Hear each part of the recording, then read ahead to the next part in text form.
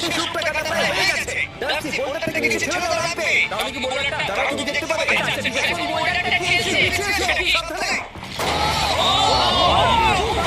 ঠিক আছে, এই যাও। মানে ডার্সি, তাড়াতাড়ি সিলিংয়ের হোপটাকে খোলো।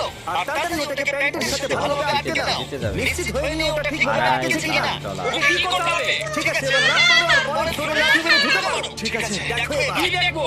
আমাকে এখান থেকে লাফাতে হবে তুমি। ও মাই গড, ও এখন জাম্প করবে। ডানদিকে যাও, ডানদিকে যাও। ওকে কি করতে হবে?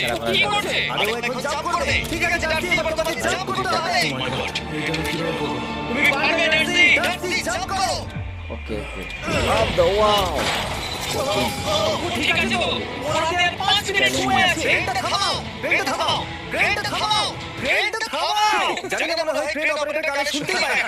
তোমাকে লেজারগুলো পার করতে হবে। এই ফ্লোরটা এখনো পর্যন্ত সবথেকে কঠিন। ডার্সিকে লেজারগুলোকে পার করতে হবে। আর